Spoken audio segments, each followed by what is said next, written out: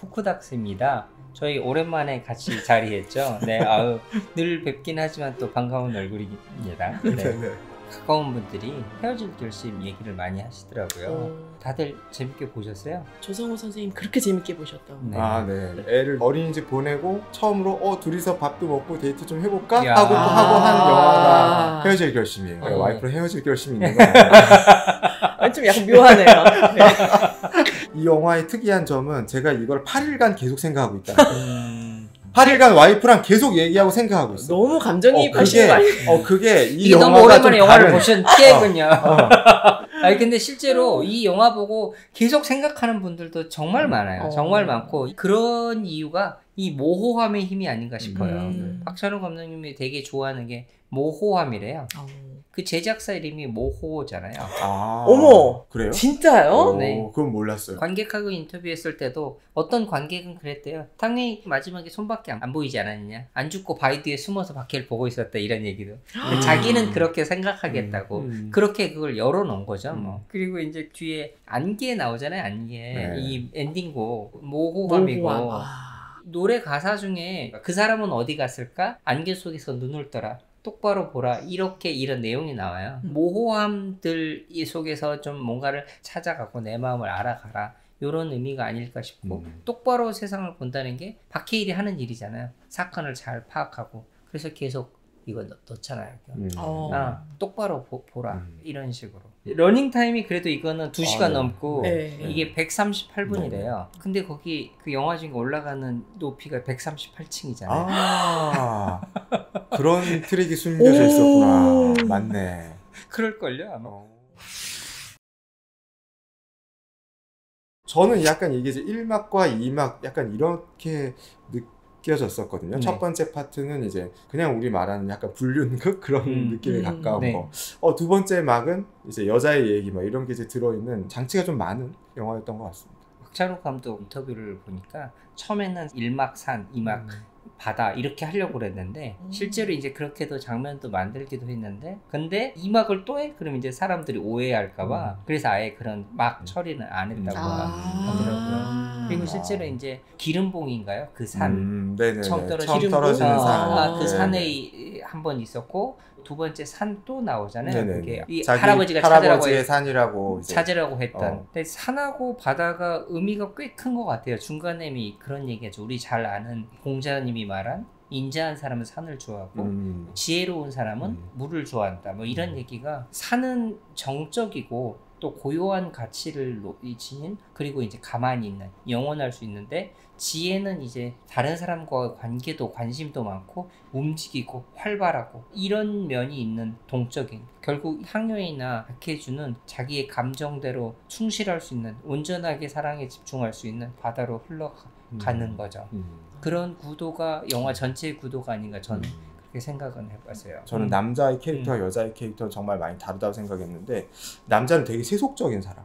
뭐 예를 들면 수사나 이런 것들에 있어서 완벽하고 사회의 룰이나 이런 거에 벗어나지 않아야 되는 사람. 근데 그 룰에서 자기가 벗어났으니까 굉장히 괴로운 거고 지금까지 쌓아왔던 것들이 무너진 거에 나는 완전히 붕괴됐다. 너에게 속았다. 분노하고 그런 폭념적인 사람. 여자는 되게 원초적인 사람으로 보였어요. 저는. 예를 들면 만약에 부모님이 많이 아프시다. 죽여달라. 죽이실 것 같으세요? 제가 마약을 취급하고 있는 사람이라면 그렇게 할까요? 전 그렇게 못할 것 같아요. 또 남편이 나를 막 학대하고 괴롭히고 때리거나 막 이래요? 그러면 마찬가지로 밀어서 죽일까요? 이혼을 하거나 도망을 칠 것 같아요. 두 번째 남편도 역시 마찬가지로 결국에는 그 여자에 의해서 죽임을 당하잖아요. 뭐 돈을 빨리 해오라는 투자금을 빨리 해오라는 그 말에 자기의 손에 피를 미치지 않았을 뿐 결국엔 죽인단 말이에요. 그리고 결국엔 자기 자신도 죽어요. 정말 강한 에너지가 있고 통념에서 벗어나 있는 사람. 나를 위협하면 죽일 수 있고 결혼한 사람을 왜 사랑하면 안 되냐. 자유로운 사고를 하는 또는 원초적인 사람이라고 생각이 됐어요. 근데 이건 너무 정신과 의사적인 얘기인지 모르겠는데 첫 번째 남편을 죽였잖아요. 직접.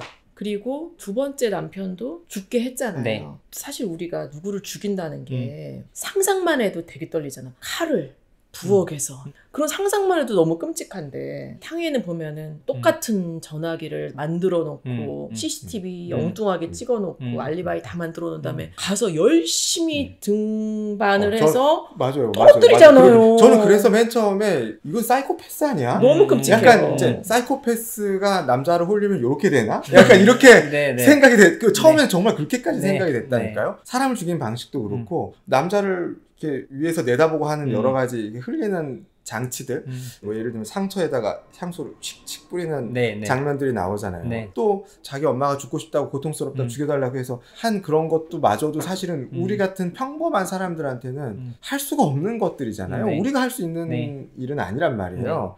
만약에 탕웨이가 병원에 어떻게 나왔어요? 그럼 어떤 말씀을 해주실 것 같으세요? 다른 병원을 가요. 탕웨이가 일단 안 올 것 같아요. 일단은 정신과에 안 올 것 같다는 이유는 워낙 자신의 어떤 감정이나 이런 게 강한 사람이고 그거를 컨트롤하는 사람이고, 예를 들면 남편한테 맞았는데도 경찰에 신고하지도 않고, 또 나중에 철석이한테 맞는 과정에서도 아무렇지도 않게 포크로 그 철석이를 찌르고, 그래서 워낙 자신의 자아가 강한 사람이라서 잘 오실 것 같지는 않습니다. 만약에 온다면 제가 보기엔 박해일이 자기의 마음대로 잘 안 됐을 때, 자신을 안 따라왔을 때, 그런 경우에는 오실 수도 있겠죠. 그러면 무슨 말을 해드릴 수는 없고, 무슨 말을 하시는지 일단 좀 들어야겠죠. 만약에 그 사람이 이번에 박해일이랑 이렇게 끝마무리가 되지 않았다면 또 세 번째 남편을 또 찾았지 않았을까? 이런 생각이 들고, 사이코패스 얘기를 하셨었는데 1막 중간에서 박해일이 뒤쫓던 범인이 옥상에서 떨어져서 죽어요. 죽는 장면이 있어요. 근데 그거를 알려준 게 탕웨이가 알려준 거예요. 아, 이 사람은 돈 때문에 사람을 죽이는 게 아니라 사랑 때문에 사람을 죽이는 거다 라고 얘기를 하는 건데, 우리가 봤을 때는 정말 뭐 이해되지 않는, 뭐 예를 들면 안티소셜, 사이코패스에 해당하는 사람의 마음을 탕웨이는 안다라는 거죠. 그런 면에 있어서는 어찌 보면 그런 사이코패스적인 베이스를 어느 정도 굉장히 갖고 있는 그런 사람이고, 그래서 결국 마지막도 자기가 죽는 걸로 선택을 한 거고, 그걸 사랑하는 사람 바로 발 밑에서 한 것이다라는 생각도 들었었던 거고, 저는 만약에 저희가 그 정신과 의사라면 위험을 감지하고 거리를 두겠죠. 실제로 많이 와요. 저한테는 뭐 마약 사범, 예를 들면 안티소셜에 해당하는 사람, 위험한 행동을 하거나 이런 사람들이 오는데 대번에 약간의 느낌은 어느 정도 와요. 약간 위험하다 이런 느낌이 오기 때문에 거리 두고 싶은 마음이 생겨서 저는 굉장히 좀 드라이하게 하게 되는 것 같아요. 뭐 말은 친근하게 할 수 있어도 태도 자체가 좀 드라이해지고 그냥 정말 딱 용건만, 절대 깊은 관계 맺고 싶어지지는 않더라고요. 저는 그 박해일이 안전하게 일상적으로 세상을 이렇게 잘 살아가는 사람인 것 같지만, 실제로는 본인의 어떤 완벽주의적인 성향, 강박적인 이런 것들이 그 자신의 삶도 틀에 맞춰 놓듯이 해놓은 게 아닌가 싶어요. 그래서 실제로 본인의 삶에 문제가 있잖아요. 문제가 있다는 거는 미해결 사건을 보느라고 잠을 못 잤다고 했지만, 사실은 사람이 잠을 못 잔다는 건 이 사람한테 어떤 면에서든 해결해야 될 문제가 있는 거고, 제가 보기엔 박해일은 위태위태했던 사람이고, 그렇기 때문에 쉽게 흔들리지 않았을까 싶습니다. 그 위태위태한 거를 잡아준 사람이 안정환이란, 이름이 안정환이잖아요. 안자가 둘이나 있잖아요. 이 사람은 박해일에 흔들릴 수 있는 사람이니 이 사람은 일거실투족 안정을 찾아주려고 감시를 하죠. 좋으나 싫으나 일주일에 한 번씩은 뭐 관계를 가져야 된다. 또 당신 뭐 무슨 담배 냄새 났어? 뭐 이렇게 하는 것들, 이런 부분들을 촉각을 세우고 있는 게 부인이고 박해일을 좀 붙들어 놨는데, 그러면은 박해일은 부인에 대해서 어떤 결핍을 느낀 거예요? 부부 사이에서? 글쎄요, 저희가 생각했을 땐 사실 특별히 어떤 결핍이 있어서 외도를 하게 됐다라기보단 그냥 그건 대체로에 갖고 있는 결혼 생활의 모습인 것 같아요. 예를 들면 부부관계나 이런 것들도 결혼하신 지 다 되셨지만 뭐 젊은 연인들 같은 막 그런 어떤 에너지가 막 나오지는 않잖아. 그런 건 없잖아. 근데 이제 박해일이 그 여자 주인공하고 데이트하는 그 폭우가 쏟아지는데도 불구하고 둘은 막 탁 이렇게 브라이트한 느낌이 드는 그런 데이트를 하잖아요. 그러니까 이제 결혼 생활이라는 건 제가 생각했을 때 생활이기 때문에 뭔가 결핍이 돼서 그렇다라기보단 그냥 어쩔 수 없는 그런 부분인데, 그리고 대부분 어떤 감정이 들더라도 흘려보낼 수 있을 정도로 다 자제를 할 수가 있는데, 다만 그 상대 여자가 탕웨이였다는 게 문제다. 사랑에 빠질 수밖에 없다. 저는 1막에서 이렇게 우리는 같은 종족인 것 같아요. 나도 꼿꼿하고 당신도 꼿꼿하고 우리는 같은 사람인 것 같다. 뭐 이런 얘기 하잖아요. 네, 맞아요. 그렇게 되면서 분류는 진짜 꼴값이다. 역시 금사 이거 이제 금사빠? 금사라고 하거든요. 금지된 사람. 불륜이라고 안 하고 금사라고 하죠. 금사라고 해요. 근데 원래 이제 사랑을 할 때는 다 그렇잖아요. 저 사람이랑 나랑 너무 똑같은 것 같고 우린 닮은 구석이 너무 많은 것 같고 만날 수밖에 없는 운명이고 그러니까 막 사랑에 빠지고. 근데 이제 헤어질 때는 아니잖아요. 어떻게 네가 나한테 이럴 수가 있어? 어떻게 사랑이 변하니? 뭐 예를 들면 이런 식으로 차이점만 보이면서 헤어지게 된단 말이에요. 근데 제가 보기엔 박해일은 거의 불륜을 준비했던 사람과 같이 사랑에 빠져요. 아니 뭐 사실 뭐 탕웨이의 아름다운 얼굴 하나만으로 보자마자 사랑에 빠져서 이 사람은 범인이 아닐 거야 수준으로 수사를 거의 막 문 닫는 거의 그런 취조가 아니라 데이트에 빙자한 수준의 취조. 심지어 피의자에게 초밥까지 시켜주고. 그래서 1막은 남자가 여자한테 싹 빠져드는 그거를 보여주고 거기서 나오는 것들은 야 진짜 꼴값이다. 약간 이렇게 생각을 했죠. 그나마 박해일이니까 저렇게 고고하게 보인다고 해야 되나?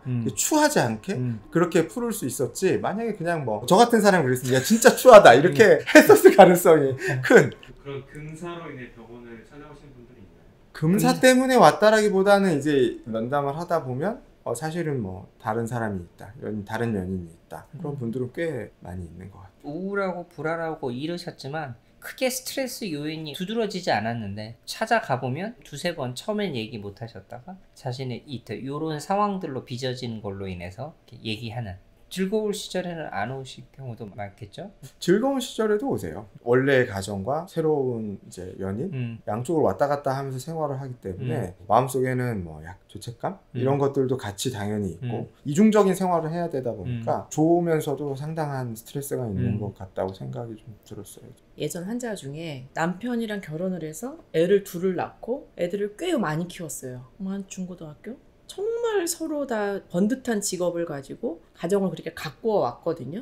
그런데 어느 날 남편이 자기가 진정한 사랑을 찾았다고. 와. 그러면서 이혼을 요구하고 결론적으로 이혼을 했어요. 10몇 년을 살았는데 그럴 수가 있을까요? 탕웨이가 얘기하잖아요. 한국에서는 좋아하는 사람이 결혼했으면 더 이상 뭐 좋아하기를 포기합니까? 이렇게 얘기를 하는데 근데 이제 당연히 그로 인한 피해는 남겨진 사람이 받는 건 맞는 것 같아요. 프랑스 국민들 같은 경우는 남성이나 여성이나 일생 동안에 불륜이라고 해야 되나요? 어쨌든 이런 경우들이 꽤 이 수가 많더라고요. 우리보다 훨씬 더 높고요. 단순하게 생각해보면 일부 일처제가 우리의 본성하고는 맞나? 일부 일처제가 가장 잘 사회를 유지할 수 있는 구조이기 때문에 이렇게 우리를 끌어왔고 우리는 학습되어 왔고 이런 사회문화 속에 살고 있지 않나? 라고 생각을 합니다. 뭐 본능적으로도 유전적으로도 후손을 퍼뜨리기 위해서는 더 눈을 돌리게 되는 이런 상황들이 더 많은 거고.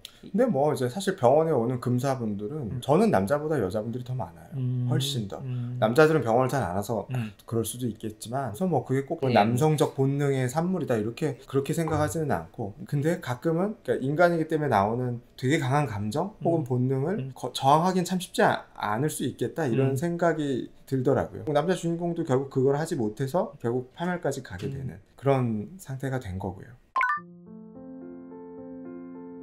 형사하고 정신과 의사가 비슷한 점도 있다고 생각을 했었던 게 형사는 여기 앉아있는 피의자가 범인일 거라고 생각하고 취조를 하는 거고 정신과 의사는 앞에 앉아있는 사람이 피해를 받고 있는 희생자일 거라고 생각하고 면담을 하지만 사실 양면적인 부분을 다 저는 건드리고 본다고 생각하거든요. 저는 제 환자를 볼 때 이 사람이 참 이래서 힘들었겠구나 저래서 힘들었겠구나 생각을 하면서 보지만 한편으로는 근데 이 사람의 어떤 부분이 자꾸 문제를 일으키는 부분이 되나 원초적인 어떤 부분이 문제가 될까 이 두 가지를 함께 생각을 같이 가고 하거든요. 근데 이제 박해일 역을 맡은 형사도 피의자인데 피의자가 아닐 수 있는 가능성을 두고 이렇게 여러 가지 각도에서 이렇게 사람을 들여다보다가 어느 순간에 사랑에 딱 빠지게 된 거라는 거예요. 어떤 미묘한 감정선에서 조금 벗어나면 균형을 잡기가 어려운 그런 것일 수가 있는데 뭔가 한 걸음을 잘못되면 그 뒤에는 와르르 무너져서 완전히 나락으로 갈 수도 있겠구나 이런 생각이 들어서 남자 주인공의 그런 부분에 좀 이입이 됐었던 것 같아요. 혹시 팬분들 계시면 좀 기분 나쁘지 않게 어차피 제가 그냥 제 개인적인 느낌이니까 처음부터 끝까지 얕은 사랑의 감정적인 사랑에 대한 묘사 정도로 저는 봤습니다. 네, 저는 이제 처음에 말씀드렸듯이 산 같은 사람, 정적이고 고요하고 고고한 이상을 가진 조용한 인자한 사람이 있는 반면에 항상 움직이고 활발하고 감정에 충실한 사람도 있는 거겠죠. 그런데 나는 어떤 사람인지, 나는 어느 정도로 어떤 때는 흔들리는지, 혹은 내가 불륜이나 이런 상황이 있을 때 내 마음이 어떨지를 알아차리시는 게 좀 중요할 것 같아요. 안다고 다 행동이 다 되진 않지만 그래도 행동을 할 때 내가 이런 면이 있어서 이렇게 되는구나 알게 되면 훨씬 더 감정에 대해서도 다룰 수 있고 불륜의 이런 상황이나 문제에 대해서도 잘 대처하실 수 있을 거라고 보고 또 진짜 사랑을 뭐 찾아갈 수도 있겠죠. 오늘 저희 이 얘기가 흥미로우셨다면 구독, 좋아요, 알람 설정 부탁드리겠습니다. 감사합니다.